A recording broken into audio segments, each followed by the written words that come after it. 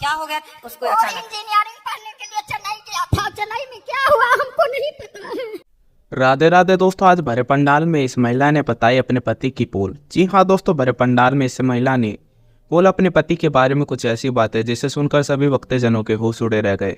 यहाँ तक कि महाराज अनिरुद्धाचार्य जी भी काफी ज्यादा शॉक हो गए। जी हाँ दोस्तों, बताते हैं आपको सब कुछ, लेकिन उससे पहले अगर आप भी महाराज अनिरुद्धाचार्य जी को अपना गुरु मानते हैं तो दोस्तों कमेंट बॉक्स में राधे राधे लिखना ना भूले। चलिए दोस्तों, वीडियो को स्टार्ट करते हैं और बताते हैं कि आखिर इस महिला ने महाराज जी को क्या बताया। हम बिहार से आए हैं, मुजफ्फरपुर से। मैं बहुत दुखी हूँ। मेरे घर में किस बात का दुख है? बहुत भारी दुख है। भारी? हम बताते हैं।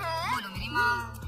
मेरे 2008 में लड़का 35 साल का था, गुजर गया। ठीक है। अभी और मालिक थे तो वो 72 साल के थे, तो वो तो समझिए समय उनका हो गया था, तो वो गुजर गए। ठीक है। और अभी 2023 में छठ के दिन मेरा पोता 21 साल का था। क्या हो गया उसको? खत्म हो गया। क्या हो गया उसको वो अचानक? इंजीनियरिंग पढ़ने के लिए चेन्नई गया था। चेन्नई में क्या हुआ हमको नहीं पता है। कितने बेटे हैं आपके? 2 है, एक बेटा यहाँ है। ये बेटे आपके बड़े हैं? हाँ, नहीं छोटा है, बड़ा चला गया। बड़ा वाला के लड़का था। तो बड़े वाले के लड़के कितने थे? 2 थे। एक है। एक है, वो क्या कर रहा है? वो छोटा है, अभी इंटर में पढ़ रहा है। इनके कितने बेटे हैं? एक लड़की है। एक लड़की। हाँ। और गुरुजी, हम सपना में अपना मायके से लेके और अपना ससुराल तक जेठानी जेठ और मायके के जितने आदमी हैं सबको हम मरे हुए आदमी का सपना बहुत देखते हैं। और उसके बाद हम विधवा को खूब देखते हैं। और माने विधवा आदमी 4 आदमी मिल के उजरा साड़ी पहन के रो रहा है, कर रहा है। माने अजीब से हम सपना देखते हैं। ऐसा सपना ये संकेत कर रहा है कि आपके अब बेटा तो ये बचे हैं, तो इनको बोलना कि गया श्राद्ध करें आप अपने पिता, अपने दादा परदादा का, और हो सके तो भागवत जी का पाठ, पोथी पाठ कराएं ताकि उनकी सदगति हो। गुरुजी, तो माँ जब तक रहता है तब तक गया कैसे जाएगा? नहीं।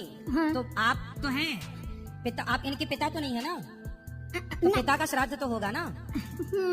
आपका तो है, आप तो अभी हो ना, तो आपका नहीं। मैंने ई करेगा तो माँ जीवित है तो नहीं ना गया जाएगा? नहीं, जा सकते हैं। हाँ? जा सकते हैं, पिता का तो करेंगे ना। हाँ। वैसे अभी कितने साल हो गए इनके पिता को गए? 8 साल हुआ है। 8 साल हो गए। हाँ। हाँ, तो फिर पिता का करें, पिता का करें और दादा का करें। और दोनों बेटा 35 साल का, 21 साल का पोता था, दोनों गया। वो तो जब करेंगे तो वो सबको मिलेगा ना उसका सबका पुण्य। अकाल मृत्यु हुआ। अकाल मृत्यु मेरे वो घर में होता है। उनके नाम से जब करेंगे तो वो सबके पुण्य से उनको मिलेगा। अच्छा गुरुजी, एक बात हम सपना में दिन में देखे थे, जो भूरा रंग का गाय है, खूब सुंदर मस्त गाय है, उसके बछड़ा है संग में।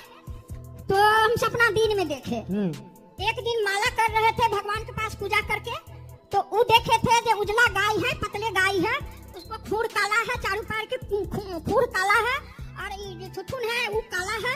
तो वो गाय देखे थे। एक दिन देखे थे दिन में भूरा रंग के कुत्ता के देखे थे। कुत्ता? हाँ, कुत्ता देखे थे। एक दिन आपने कुत्ता देखा, एक दिन आपने गाय देखी। 2 दिन गाय देखे बछड़ा के साथ। एक दिन गाय, एक दिन खाली गाय देखे, एक दिन कुत्ता देखे। तो गाय देखना तो शुभ है। ठीक, गाय तो आपने अच्छी देखी। देखे तो शुभ हुआ नहीं ना? नहीं, गाय देखा शुभ है, मतलब गाय का स्वप्न में देखना ये अच्छा है, बुरा नहीं। जी। हाँ। अब शुभ क्या होगा वो मैं आपको अभी बताता हूँ। जी।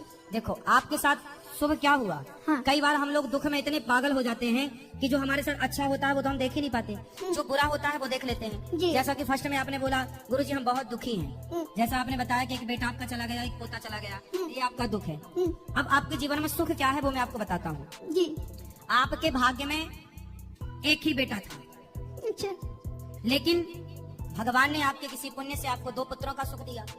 तो वो जो आपके भाग्य से ज्यादा था, जितने दिन के लिए था उतने दिन आपको सुख दिया, उसके बाद वो चला गया। जी। अच्छा, जो चला गया आपका बेटा, उसके भाग्य में भी जो पुत्र सुख था वो पुत्र सुख उसे दिया, उसके बाद वो पुत्र भी चला गया। आपके भाग्य में एक ही बेटा था। जी। तो एक बेटा है आपके पास। 2 बेटी है। बेटों की हम बात कर रहे हैं, बेटे 2 थे तो अब बेटा 1 है, इसलिए एक बेटा है। तो अब बेटा 1 है, इसलिए एक बेटा है और 2 बेटियां हैं, और पोता है और पोतियां हैं। तो जो है उसमें खुश रहिए, और ये मत कहिए हम बहुत दुखी हैं, आप ये कहिए कि हम बहुत सुखी हैं, क्योंकि जो हो चुका है क्या उसे आप वापस ला सकते हैं? नहीं। क्या उसे आपके रोने से बदला जा सकता है? इसलिए जो बीत गया वो आपका बेटा चला कहाँ गया?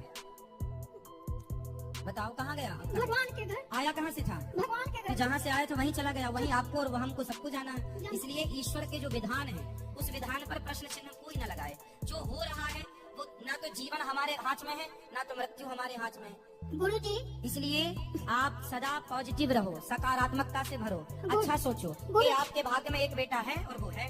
जैसे कर्ण ने बोला कुंती को कि माँ यदि तूने बोला कि मैं तेरा बेटा हूँ तो हो गए 6, तो महाभारत होगा। उस महाभारत में तेरे 5 बेटे सलामत रहेंगे। तेरे 5 थे और 5 ही रहेंगे, तो 5 रहे।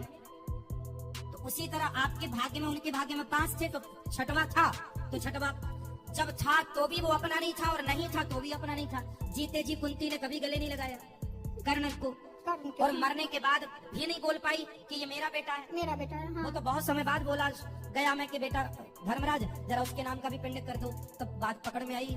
तो बात आप सब जानते हैं। मतलब कुंती के भाग्य में बेटा तो था 6वां, लेकिन 6वां बेटा होने के बाद भी वो कह नहीं सकती कि ये मेरा बेटा। अच्छा गुरुजी, बस यही है कि जितना आपके भाग्य में है उतना तो मिलेगा, उसके भाग्य से जरा भी ज्यादा मिल गया तो है, पर वो आपका नहीं है तो नहीं है तो नहीं था। और गुरुजी मेरे कहने का मतलब है भगवान के यही सोचता है कि जवान बेटा जवान पोता ले जाए, उसको दादी उसको माँ बूढ़ी पड़ी हुई है, उसको रुला रहे हैं। मैया राम न मारे काहू को, पापी नहीं आराम, आप ऐसे मर जाते हैं कर कर खोटे काम। भगवान किसी को नहीं मारता, भगवान किसी को मारते नहीं है। अपना कर्म भगवान केवल व्यक्ति अपने कर्मों से जन्म पाता है, अपने कर्मों से मरता है। मरता है। हर व्यक्ति अपनी आयु लेके आता है। भगवान तो केवल जज है। अब जज किसी को फांसी की सजा दे तो जज की उस अपराधी से कोई पर्सनल दुश्मनी थोड़ी होती है, वो तो जजमेंट सुनाता है, अपना न्याय करता है। उसी तरह ईश्वर तो न्यायाधीश है, हमारे कर्मों के अकॉर्डिंग न्याय कर देंगे, कर्मों के आधार पर न्याय करेंगे। मैया अब आप ही आरोप लगा रही हो कि भगवान दादी को नहीं उठा रहा, पोता को उठा लिया। ये देखो जरूरी नहीं है कि आपका भी समय पूरा हो गया, आपका जितना टाइम पीरियड होता है तो आपको रहना पड़ेगा। जिसका स्टेशन आया वही ना उतरेगा। उतरेगा। हाँ हाँ। तो उनका आ गया, उनका इतने कार्यकाल था। भाई दशरथ जी चले गए तो दशरथ जी कितने कार्यकाल था। जी सीता माँ चली गई तो सीता माँ के द्रौपदी के 5 बेटे मर गए। जी भगवान श्री कृष्ण का सगा भांजा अभिमन्यु महाभारत में मर गया, जी। तो उनका इतने कार्यकाल था। भगवान के अपने भी तो मरे।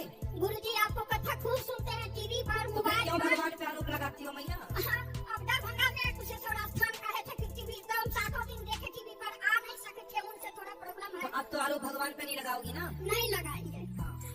और आप भी मत रोना, आपके रोने से क्या होगा? गुरुजी तो क्या करे जब मरा हुआ आदमी के देखते हैं उसके उनके नाम से पुण्य का कार्य करना, उनकी सदगति हो जाएगी। अच्छा सुने, और तुलसी में विधवा आदमी तुलसी में दीप लेस करती है। हाँ दीपक भी जल चढ़ाने में कोई दोष जब नहीं। चला कर दिया ले सकते हाँ हाँ दिया जला सकते हैं, कोई दोष नहीं। हैं। गया नहीं जाएगा तो यहाँ पर पोथी करा सकते हैं। हाँ पोथी बाड़ी भी करा सकते हैं, पोथी में पोथी भी करा दो। कल भैया को बेटा कभी गया जी चले जाना 7 साल, 1-2-3 दिन के लिए चले जाना, वहाँ कोई लाखों का खर्चा थोड़ी आता है, जाने आने का किराया नहीं लगेगा। और वहाँ पे जो आपकी श्रद्धा हो, बालू का भी पिंड बना के, जो बिल्कुल गरीब है वो बालू का भी पिंड बना के देते। दशरथ जी की सीता जी बालुए के पीठ दिए थे। ज्ञानी बताए नहीं बेचते हो मेरी माँ। मेरे घर में से रामायण लिखता है, रामायण लिखती है, हम कथा सुनते हैं, फिर भी घटना से बेटा है तो दुखी हो जाते हैं। माना की देखिए घटना दुखी करती है, लेकिन ये विधि का विधान है। हाँ इसको जो बोला गया है उसे भगवान की इच्छा माने। और थोड़ा बहुत ठीक है, दुखी तो होते हैं व्यक्ति, लेकिन आप सारी जिंदगी रोते रहोगे तो इससे क्या होगा? जी जो बेटा है उसमें खुश रहो, जो बेटे आए पोता है उसमें खुश रहो, जो बच्चा है उसे पढ़ा लिखाइयों को बनाओ। जी पता ही बड़ा आशीर्वाद दीजिए उसको माँ को मायके में रहती है, यहाँ मेरे साथ नहीं, मेरे पेट में नहीं रहती है। क्यों? पता नहीं उसको माँ बाप, उसको पति, मेरा बेटा चला गया तो उसको माँ बाप ले गया था। वो तो यही है आजकल ऐसे होता है, माँ बाप ले जाते तो हैं। नहीं आने देती है बेटा को, लेकिन बेटी के नहीं आने देता है, उसके माँ बाप भाई सब। तो ठीक है, खुश रहो रहा है बस। लेकिन पता का आशीर्वाद दीजिए, वो जो एक है वो आशीर्वाद। जी हाँ दोस्तों, अगर आप लोगों को हमारी ये वीडियो अच्छी लग रही हो तो वीडियो को लाइक करें और हमारे चैनल को सब्सक्राइब करना ना भूलें। चलिए बताता है कि महाराज जी के भक्तों ने महाराज जी से क्या क्या प्रश्न पूछे। जी हाँ दोस्तों, जैसे कि आपने वीडियो में देखा कि इस महिला ने बताया कि महाराज अनिरुद्धाचार्य जी को कि महाराज जी मेरे पति ने मेरी बेटी को बेच दिया था जब वो 2 साल की थी। फिर महाराज जी बोलता है कि क्यों आपके पति ने ऐसा करा, तो यह महिला बोलती है कि पता नहीं महाराज जी, मैंने उससे काफ़ी कुछ पूछने की कोशिश करी लेकिन वो बोलता है कि बस मन करा तो मैंने बेच दिया। फिर महाराज जी बोलता है कि ये कोई खेल चल रहा है या कोई चीज़ है जो मन करा तो बेच दिया, वो आपकी बेटी है। फिर उसके बाद महाराज जी बोलते हैं कि फिर आपने अपनी बेटी का पता कराया या नहीं करा। ये महिला बोलते हैं कि महाराज जी मैं अपनी बेटी को वापस लेकर आ गई थी। फिर उसके बाद में बोलता है कि महाराज जी ये तो चलो आपने अच्छा करा। फिर यह महिला महाराज जी को बताती है कि महाराज जी मैंने अपनी बेटी को मेरे पति से काफ़ी दूर रखा और उसे कभी यह नहीं बताया कि यह इसका पिता है।